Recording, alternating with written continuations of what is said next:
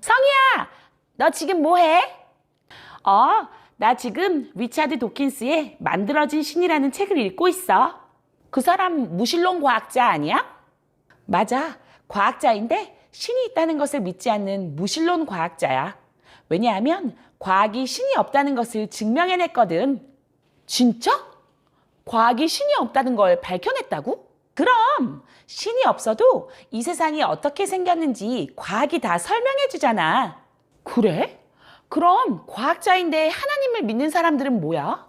그 사람들도 과학을 연구하는데 왜 하나님이 있다고 믿는 거지? 그러게. 아마도 실력이 없는 과학자들이 아닐까? 그럴 리가. 우종학 박사라는 분은 우주 연구로 나사에서 상까지 받은 우리나라를 대표하는 천문학자잖아. 매일 우주를 연구하는 그분은 우주를 알게 될수록 창조주 하나님을 더 믿게 된다고 하던데? 인간의 유전자를 연구하는 인간 게놈 프로젝트의 총책임자였던 프란시스 콜린스 박사도 생물들이 종류가 바뀌고 다양하게 퍼진 현상을 하나님이 각기 종대로 만물을 창조하신 거라고 설명하던데? 아니 그럼 같은 우주 자연을 보고 한쪽은 하나님이 있다 그러고 한쪽은 하나님이 없다고 하니 이걸 어떻게 이해해야 되는 거야? 우리 과학 진이에게 한번 물어보자. 진이야, 과학이 신이 없다는 것을 증명할 수 있어? 과학은 신이 없다고 증명할 수 없어요.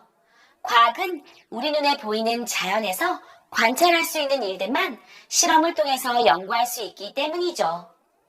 우리가 설명할 수 없는 기적들, 응답이 되는 기도, 하나님이 살아계신가 하는 문제는 초자연적인 문제이기 때문에 과학이 테스트할 수 있는 영역이 아니에요. 그것은 과학이 할 수 없는 일이랍니다. 삐릿삐릿. 맞아! 예전에 TV에서 본 우종학 박사님이 해주신 얘기가 생각나. 과학이라고 하는 것이 신이 존재하지 않는다. 증명한 적이 없습니다. 과학은 그냥 자연현상에 대한 설명인데 이 과학의 내용을 가지고 이거 봐라. 이것이 바로 무신론의 증거다. 과학을 봐라. 신이 있다는 증거가 없다. 이렇게 주장하는 것은 과학이 아니라 과학에 대한 하나의 해석이라는 것이죠. 그래서 리차드 도킨스 같은 분은 생물의 현상들을 봤더니 생물이 지구의 역사에서 다양한 종들이 분화되고 새로운 종들이 나오는 이 과정을 보면서 생물 진화 이론으로 다 설명을 합니다. 그런 다음에 이거 봐라. 과학으로 다 설명되니까 신이 창조한 것이 아니다. 이렇게 주장을 하는 것이죠. 그러나 우리가 또 잘 알고 있는 우리 인간 게놈 프로젝트의 총 연구 책임자였던 프란시스 콜린스 박사님은 또 이렇게 해석해요. 생물들이 DNA가 바뀌고 종이 분화돼서 다양한 생물의 종들이 퍼진 이 현상을 생물학으로 잘 설명한 다음에 이것이 바로 하나님이 각기 종대로 창조하신 그 내용이구나 라고 해석을 하는 것이죠. 그래서 동일한 과학을 가지고도 무신론적인 해석이 가능하고 기독교적으로도 해석을 할 수가 있는 것입니다. 그러니까 내가 신은 없다라고 굳게 믿고 있으면 과학을 신이 없다는 것을 증명하는 도구로 사용하는 거고, 내가 신이 있다라고 믿으면 과학을 신의 존재를 증명하는 도구로 사용하게 된다는 말이지? 맞아. 과학 자체는 우리에게 신이 있다 없다 말해줄 수 없는 거라고. 잠깐! 그러고 보니 무신론 과학자들이 설명할 수 없는 부분이 너무 많잖아. 안 그래? 예를 들어 우리가 사는 세상은 물질에서 시작되었다고 하잖아. 그 물질이 우연히 변해서 서로 다른 종들이 생겨났고 사람도 생겨났다고. 그럼 물질은 도대체 어디에서 생긴 거야? 그건 마치 요리에 비교하면 이런 말이잖아. 집에 가보니 된장찌개가 있었다. 된장찌개가 어디에서 왔나? 가만히 살펴보니 각각의 양파와 된장과 멸치와 물이 섞여서 우연히 만들어졌다. 뭐 그런 얘기잖아. 누가 된장찌개를 만들었는지, 된장찌개를 만드는데 필요한 재료는 어디에서 온 건지 모른다는 거잖아. 그냥 된장찌개가 있는 것이 우연이라는 거잖아. 그렇지.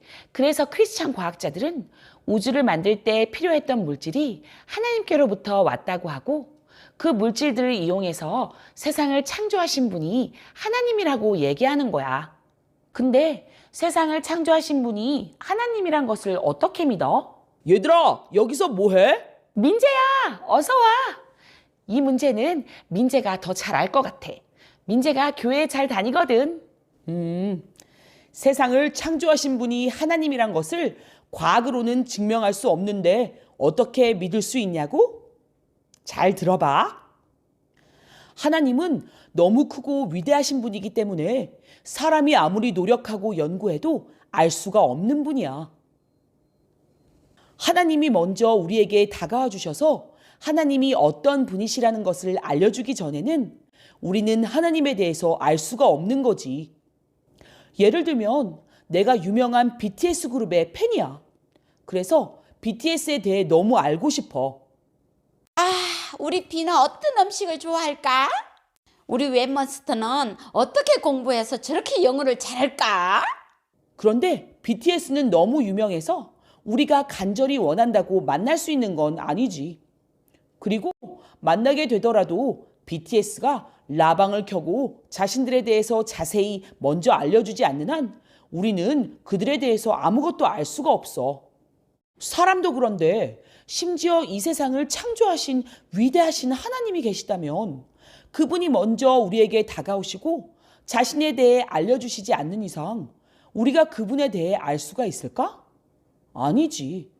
그래서 하나님은 우리에게 하나님에 대해서 알려주시기 위한 두 가지 책을 주신 거야. 하나는 성경책이고 또 하나는 우주를 포함한 자연이라는 책이지. 우리는 성경책을 통해서 하나님이 우리를 창조하시고 구원하신 분이란 것을 알 수 있어. 이 내용은 그냥 전해진 것이 아니라 수천 년 동안 하나님을 직접 경험한 사람들이 전해준 경험담, 하나님의 말씀이 담겨 있는 내용이지. 그걸 믿고 안 믿고는 우리의 선택이지만 말이야. 하나님은 성경책뿐만 아니라 우리에게 자연이라는 책도 주셨어. 과학을 통해 자연이란 책을 연구하며 하나님이 이 세상을 구체적으로 어떻게 창조하시고 또 다스리고 계신지를 알 수 있게 되는 거지. 그리고 우리는 무신론 과학자들이 하는 말을 잘 살펴봐야 돼. 왜냐하면 받아들이기 어려운 부분들이 많거든. 우주와 지구와 인간은 우연히 생긴 것이지 어떤 목적을 가지고 만들어진 것이 아닙니다. 이 많은 행성들이 조화를 이루며 질서 있게 움직인다는 것은 정말 놀라운 일입니다. 이런 질서를 우연으로만 보는 것은 말이 안 되죠. 그러게. 우주가 아니어도 지구가 무너지지 않게 지지해주는 중력의 법칙은 어떻게 설명하지? 지구 안에 질서를 유지하기 위한 자연의 법칙들은 어떻게 설명해? 그러니까 우리가 사는 세상만 봐도 질서가 없으면 모든 것이 무너져 내리잖아. 그래서 그걸 막기 위해서 질서가 유지되게 컨트롤해주는 것들이 있잖아. 예를 들면 찻길이 서로 부딪히지 않기 위해서 신호등이 있고 사람들이 다 범죄를 저지르지 않게 하기 위해서 법이 있고 큰 콘서트장 같은 데서 사람들이 부딪히지 않도록 경호원들이 관리를 하잖아. 맞아. 지구 안에 사는 모든 것들에는 질서를 컨트롤하는 요소가 있고 그래서 질서가 유지되는 건데 그토록 넓고 그토록 많은 별들이 우주에서는 우연히 질서를 유지하며 움직인다는 것은 믿기가 어려운 것 같아. 그래서 크리스찬 과학자들은 우주와 우리가 사는 세상에 질서가 있는 것이 우연이 아니라 하나님이 만드셨기 때문에 그렇다고 믿는 거야. 21세기의 가장 위대한 과학적인 발견은 우주가 점점 늘어나고 있다는 사실을 발견한 거래. 우주가 팽창한다는 거지. 그런데 우주가 늘어나는 속도가 지금보다 조금만 빨라져도 별들이 생길 수가 없대. 별들은 탄소가스에 의해서 만들어지는데 우주가 늘어나는 속도가 지금보다 조금만 빨라져도 별이 만들어질 때 필요한 가스의 양을 만들 시간이 부족해진대. 그래서 결국 별들이 생길 수가 없고 우리가 사는 지구에서도 생명이 살 수가 없게 된대. 우주가 마치 누가 속도를 정해놓은 것처럼 지구가 딱 살기 적당한 속도로 늘어나는 현상을 무신론자들은 우연이라고 설명하고 우리는 하나님이 하시는 일이라고 설명하는 거야. 어떤 게 더 믿을 만한 것 같니? 난 아직 잘 모르겠지만 하나님을 믿는 것만큼 무신론 과학자들을 믿는 일에도 상당한 믿음이 필요하다는 것을 깨달았어. 나는 창조주 하나님을 믿는 것보다 무신론자들의 주장을 믿는 게 더 힘든 일인 것 같아. 기독교인들은 적어도 하나님이 자신을 알려주셔서 하나님에 대한 지식과 하나님을 경험한 역사가 있지만 무신론자들은 과학이 발견한 자연의 법칙 말고는 그냥 자기들의 개인적인 주장일 뿐이잖아. 맞아. 그리고 무신론자 과학자들의 주장을 믿으면 다른 어려운 문제들이 발생해. 예를 들면 사람이 목적이 없이 우연히 생겨났다고 하는데 사람을 관찰하면 정말 정반대로 여겨지거든. 사람들은 공통적으로 자기가 태어난 목적에 대해서 고민하고 앞으로 어떻게 살아갈지, 무엇을 위해 살아갈지 삶의 목적에 대해서 끊임없이 연구하고 고민하더라고. 그 답을 찾지 못하는 사람들은 깊은 우울증에 빠지기도 하고 때론 인생의 목적을 찾을 수가 없어서 잘못된 선택을 하기도 하지. 그래서 인간이 왜 존재하는가를 고민하는 철학이란 학문이 인간의 역사에서 꾸준히 생겨난 거야. 진짜 그러네. 목적도 없이 우연하게 태어난 인간이 평생 하는 일이 자기 인생의 목적을 고민하고 찾는 거다? 그건 좀 모순적이지 않아? 내 말이 기독교에서 말하는 것처럼 사람이 하나님의 자녀가 되는 목적을 가지고 태어났다는 말이 더 설득력이 있는 것 같지 않아? 자신의 삶의 목적이 무엇인지 몰라서 방황하거나 심지어 큰 사고를 친 사람들도 하나님을 만나고 인생의 목적을 찾아서 완전히 변하게 되는 일들이 많잖아. 그렇지. 그리고 무신론자 과학자들의 주장이 더 위험한 이유가 있어. 그들은 하나님을 믿지 않기 때문에 인간이 스스로 선과 악의 기준을 정하고 선을 선택할 수 있다고 말해. 그건 마치 선과 악을 스스로 판단하기 위해서 선악과를 따먹었다는 아담과 하와의 이야기와 비슷한데? 그렇지. 사람이 과연 선과 악을 스스로 구분하고 악 대신 선을 선택할 수 있는 능력을 타고났을까? 그렇다면 독일의 나치들이 수많은 유태인을 학살한 홀로코스트는 왜 일어났을까?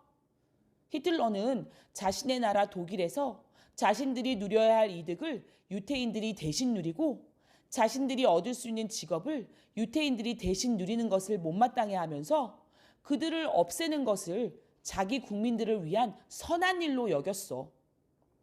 탈레반들도 마찬가지지. 그들은 폭탄 테러로 알라신을 믿지 않는 사람들을 죽이지만 그 행동이 알라를 위한 선한 일이라고 생각하고 있어. 선과 악의 기준이 사람이 되면 이 세상은 정말 온통 무시무시한 곳이 될 수도 있겠다. 그치?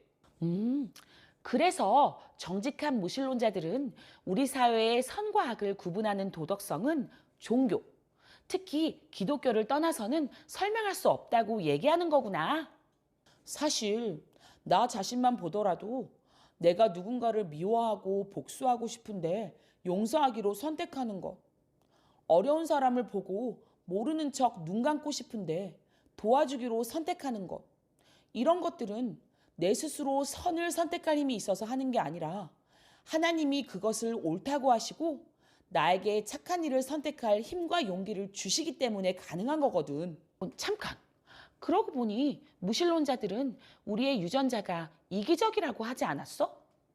그래서 강자가 약자를 물리치고 살아남는 게 생존의 방식이라고 말했잖아.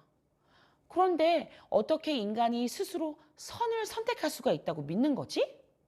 아, 이렇게 비교해 보니까 하나님이 없다고 믿는 것이 하나님이 창조주라고 믿는 것보다 더 어려운 일이네.